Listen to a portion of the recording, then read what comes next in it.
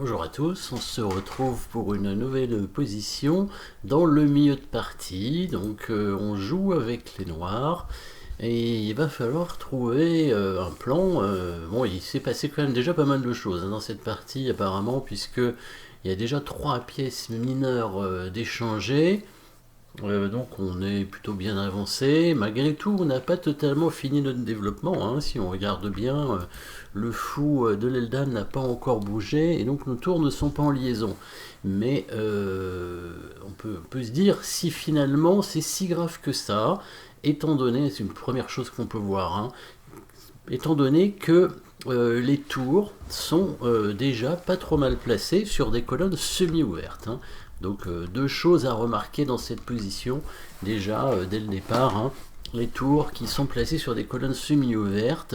Donc du coup, la liaison des tours est moins importante dans ces cas-là, parce que les tours sont déjà bien placées et il n'y a pas de colonne ouverte.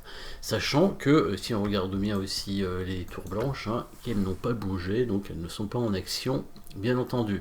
Alors ça c'était un regard rapide au niveau de l'activité des pièces, mais bien sûr il faut d'abord avant tout voir la protection du roi. Protection du roi noir qui n'a pas de souci avec les 3 pions qui sont devant lui, bien entendu.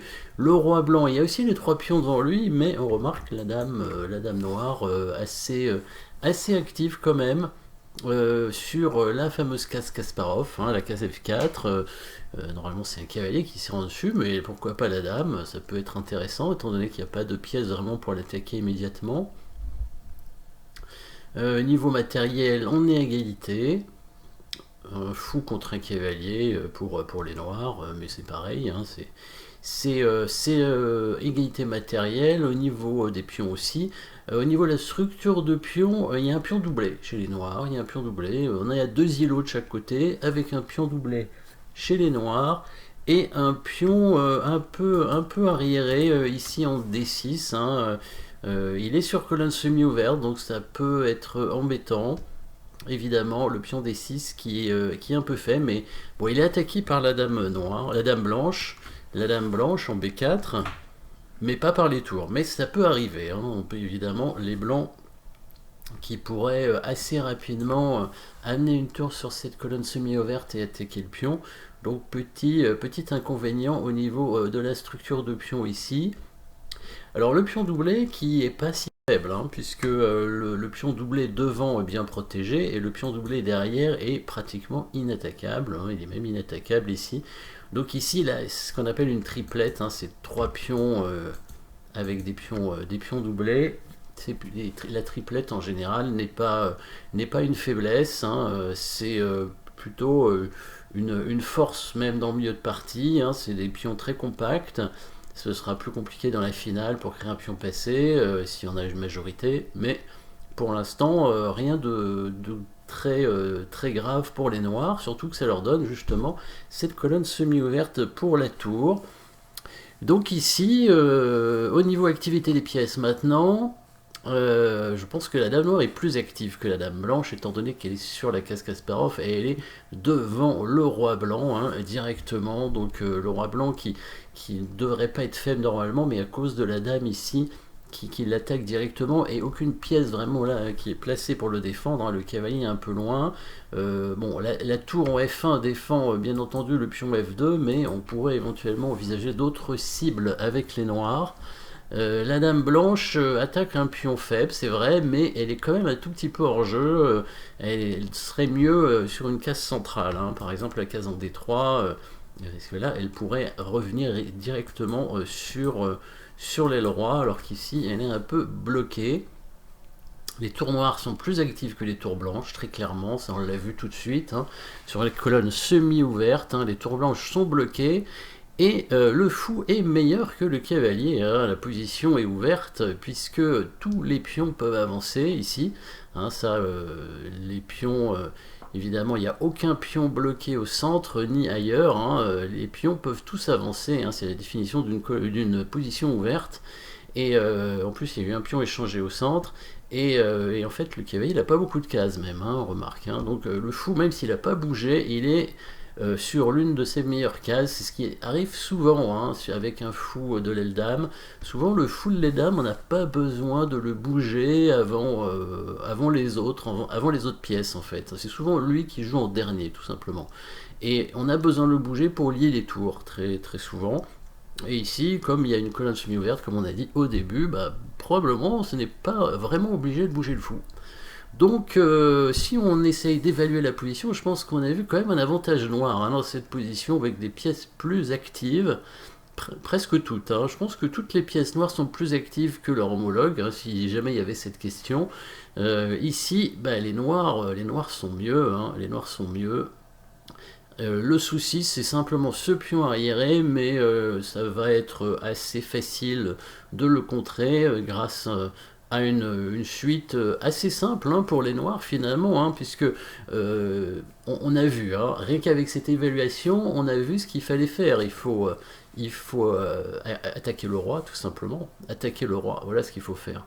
Et amener les pièces en direction du roi, donc le premier coup, le coup des noirs semble assez évident. Alors il y a plusieurs coups proposés dans ce test, mais je pense que vous avez trouvé le coup, hein, et pas besoin de réfléchir énormément. Enfin, vous pouvez réfléchir quand même, évidemment. Hein. Je vais vous donner quand même les 4 coups proposés. Alors, tour E6, tour D8, fou G4 et fou E6. Voilà.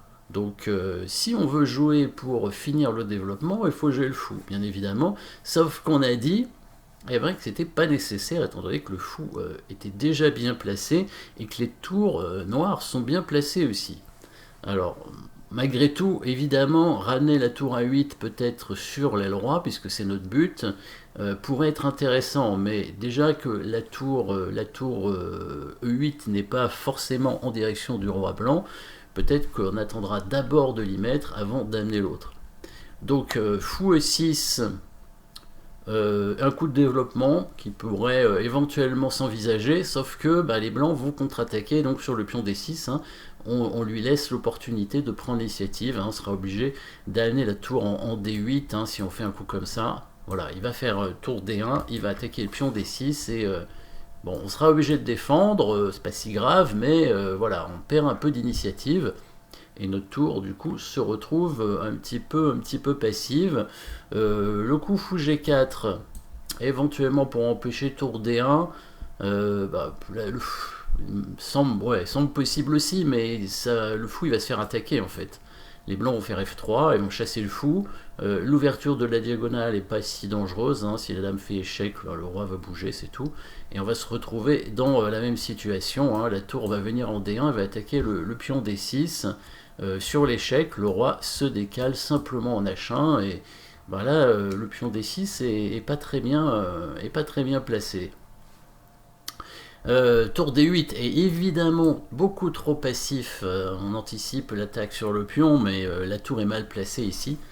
Donc évidemment, et c'est le coup qui reste, hein, mais de toute façon ça, j'espère que vous l'aviez compris, c'est le coup en équerre, le coup tour E6, très bon coup ici, et oui, on fait tout en même temps, hein. Grâce à notre évaluation, on a compris ce qu'il fallait faire, il fallait à la fois attaquer sur le roi, donc ici grâce à la dame très active, et la tour qui va arriver, on va créer une attaque, hein, tour H6 ou éventuellement tour G6 même, hein, avec idée fou H3, puisque la tour se retrouve devant le roi, donc le pion G2 serait cloué, et en même temps la tour E6 défend le pion D6, donc là on anticipe l'attaque des blancs. Si les blancs font tour D1, ils menacent rien, et maintenant on peut attaquer, on va directement très certainement aller en H6 et commencer à créer des menaces discrètes sur le roi blanc, pas si discrètes que ça évidemment, hein.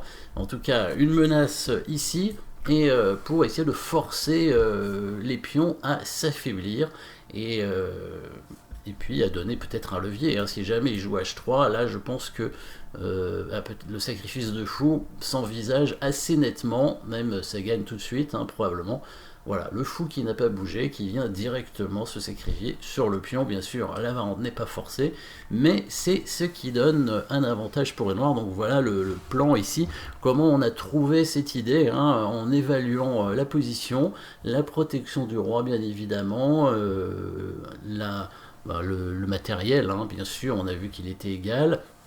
La structure de pion, on a vu qu'elle n'était pas si mauvaise pour les noirs, un peu affaiblie à cause du pion D6 quand même.